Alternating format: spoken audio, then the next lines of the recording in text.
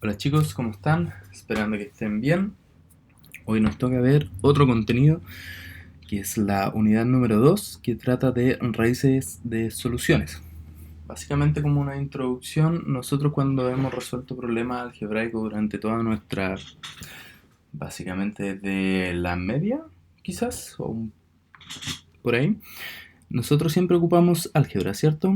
Lamentablemente a un computador hasta el momento no se le puede decir, por ejemplo, ingresarle una ecuación y decirle, a ver, muéveme este número para acá, que pasa restando, el otro dividiendo, no, ¿cierto?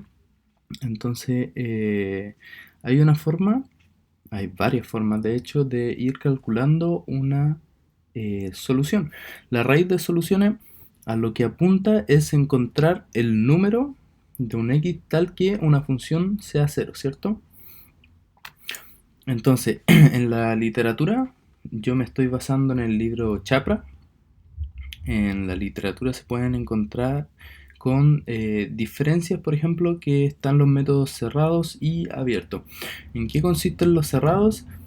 En que nosotros vamos a tener dos puntos, un punto inferior y un punto superior, un X básicamente, en donde nosotros sabemos que dentro de esos dos puntos está la solución. La función pasa por el eje X en otras palabras. Y en estos tutoriales o ayudantías vamos a ver el método de la bisección y regla falsi o falsa posición.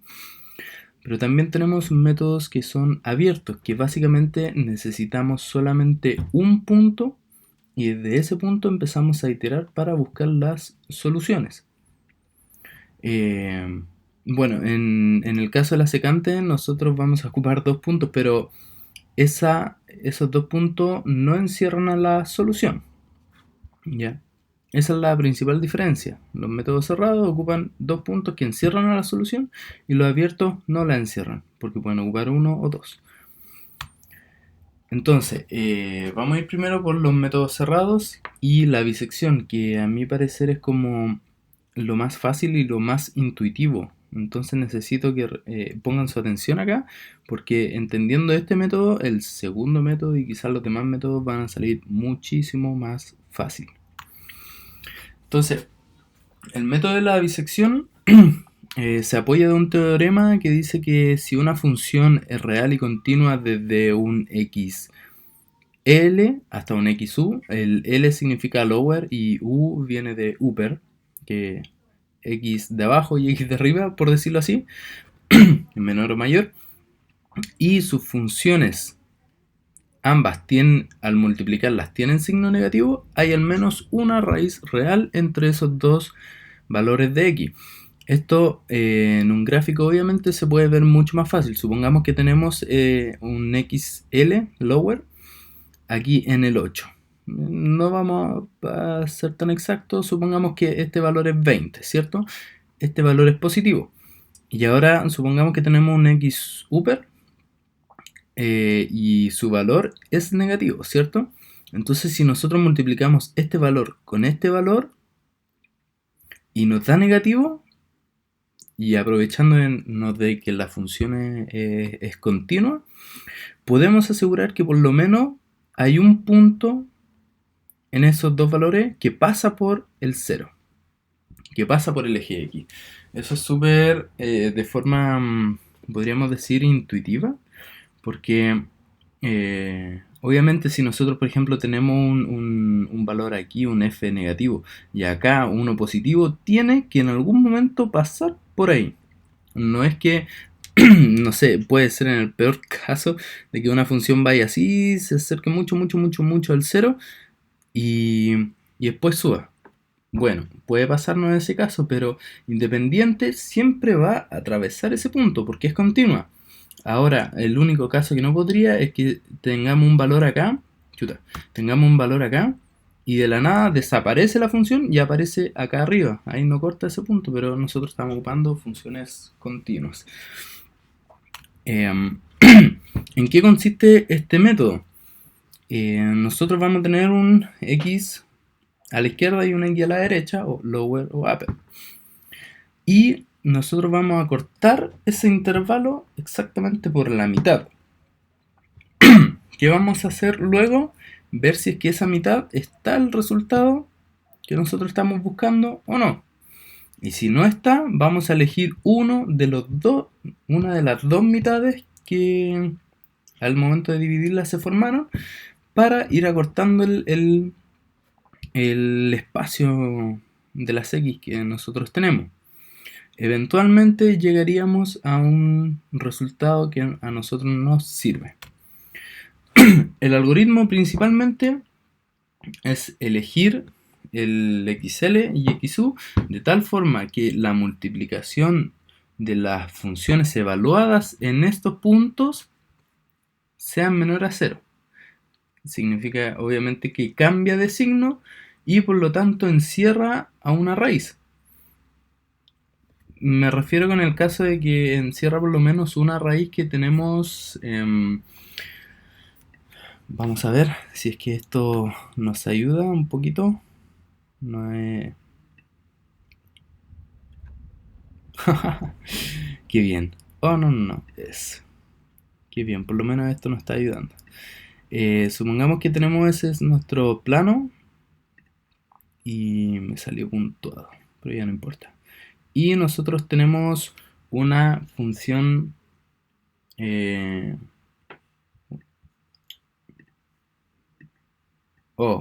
no se ve, pero aquí, ¿cierto? Una función así. No, así. ¿Ya? Nosotros tenemos un x lower acá y un x upper acá, ¿cierto? En este caso es negativo la función y en este caso es positivo.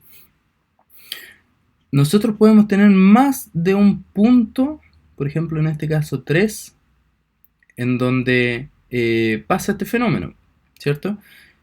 Pero por lo menos ya sabemos que al menos uno va a pasar.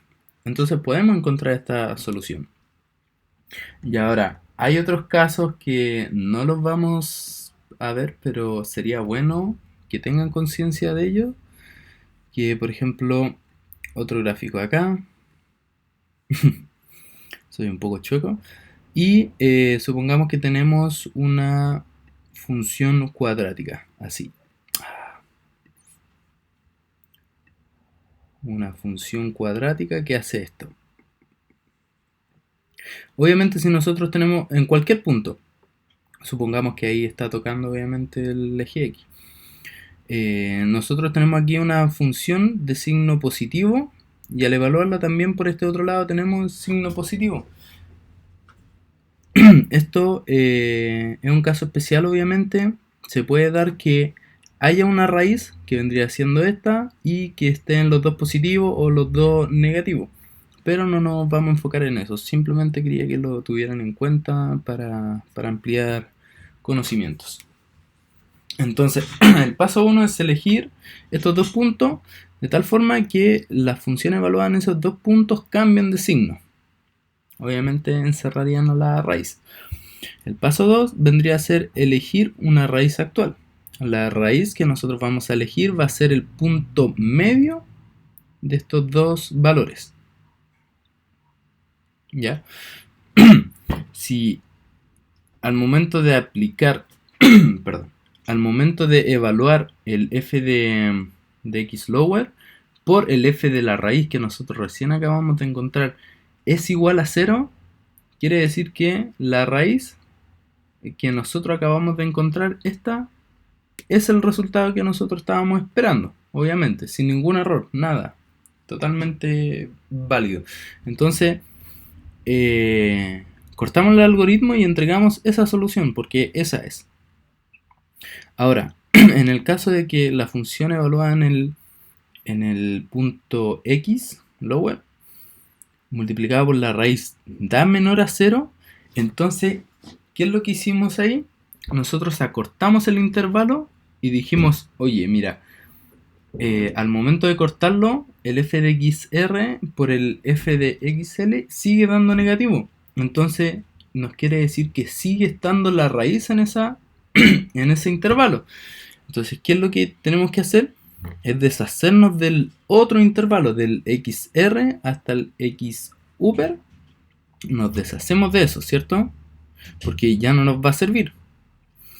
Entonces, repetimos nuevamente el proceso del paso 2, pero ahora el upper, en este caso, si es que la multiplicación de eso es negativo, el upper va a ser el xr. Por eso es que dividimos el intervalo en la mitad. Ahora, en el caso de que esa multiplicación, esta de acá, llegara a dar positivo, significa que la raíz no está ahí.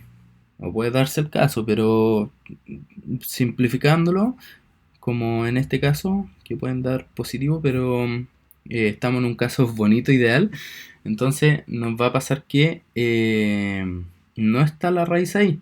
Entonces el XL va a ser el que vamos a eliminar. Y nos vamos a quedar como el XL nuevo vendría siendo la raíz que nosotros encontramos actualmente. Lamentablemente no puedo ver si es que están entendiendo, pero vamos a ir viendo un ejemplo más adelante. ¿Ya? Entonces, ¿cuándo se detiene el algoritmo?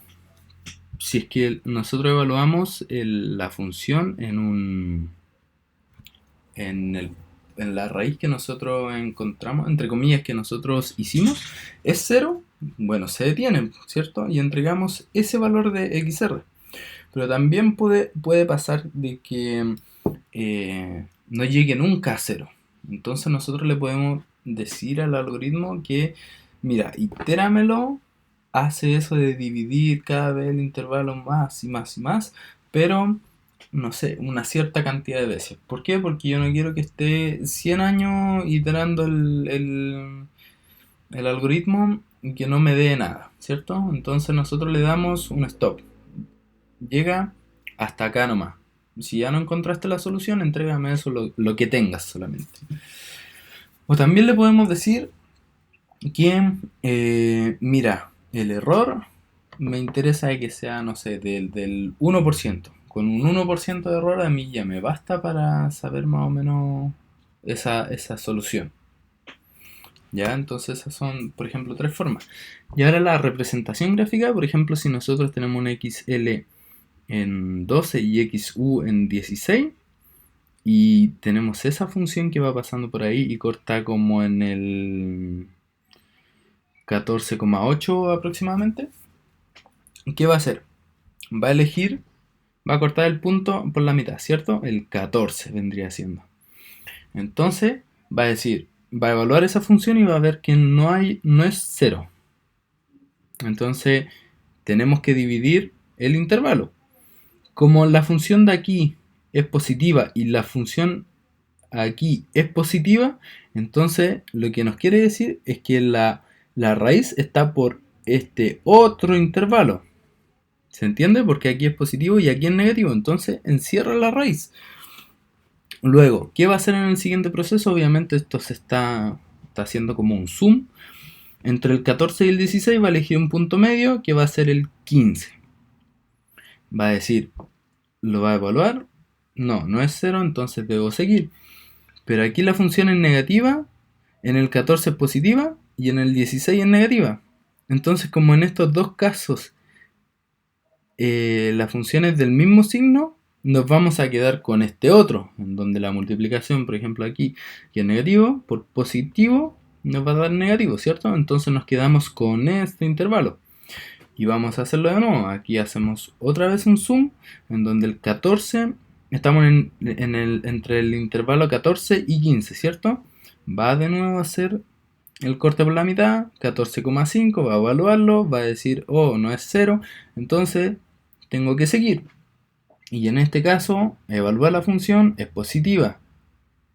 Y aquí, en este caso, en el 15, es negativa. Entonces nos vamos a quedar con este intervalo de la derecha. Y así sucesivamente, obviamente, va encontrando. Quizás este método es súper intuitivo, pero veámoslo obviamente con un ejemplo más aplicado. Por ejemplo, esta tenemos esta función f de x, x seno de x menos 1.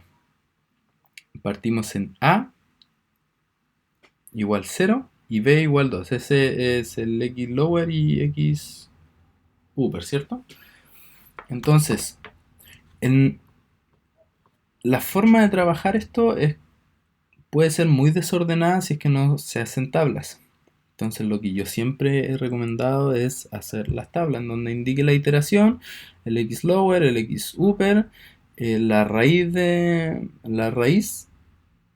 y la función evaluada en esa raíz. Entonces vemos que en el primer caso el intervalo es 0 y 2, ¿cierto? La raíz obviamente va a ser m igual a 1.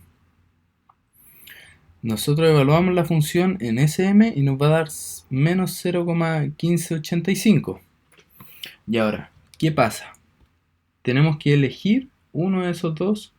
Como esta función no fue 0, entonces tenemos que seguir iterando, ¿cierto? Entonces nos tenemos que deshacer de uno de los dos, A o B, el límite superior o el límite inferior. En este caso nos deshicimos del A.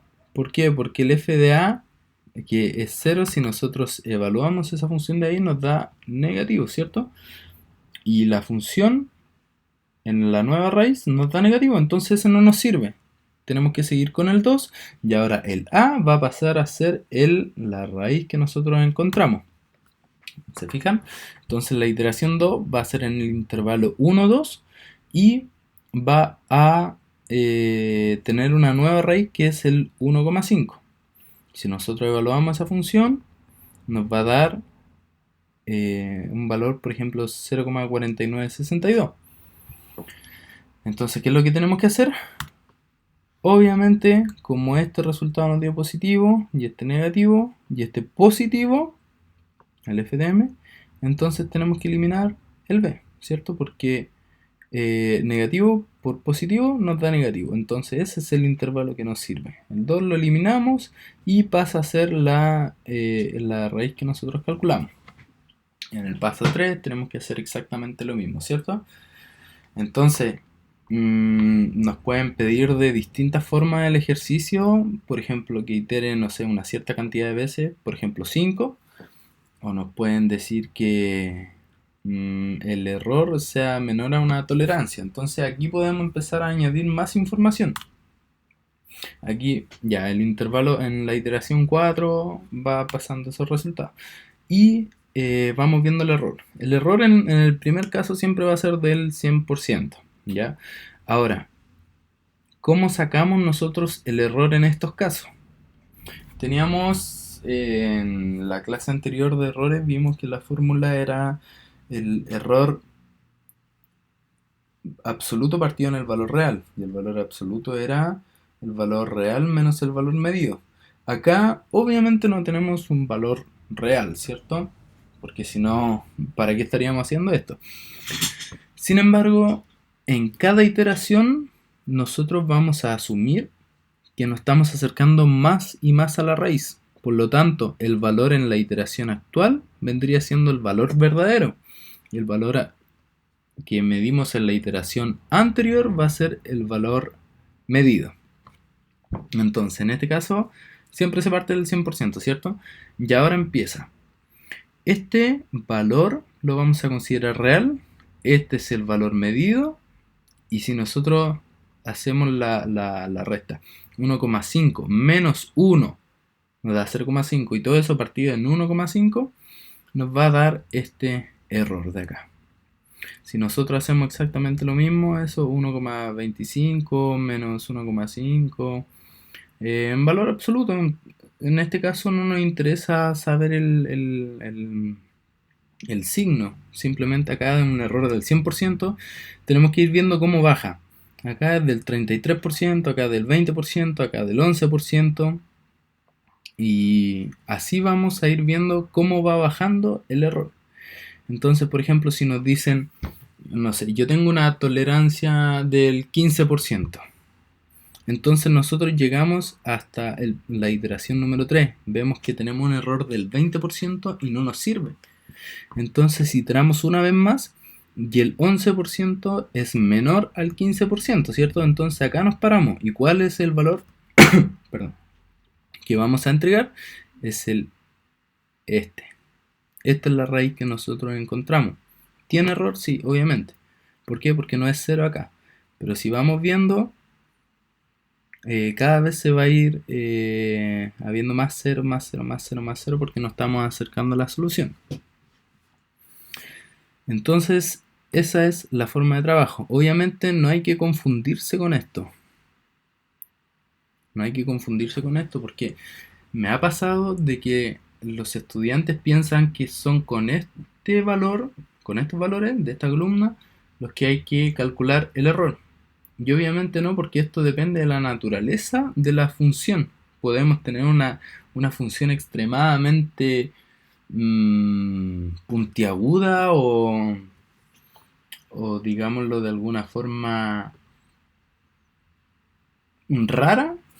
No podría buscar un término, tendría que dibujarlo, pero la cosa es que esto depende mucho de la función.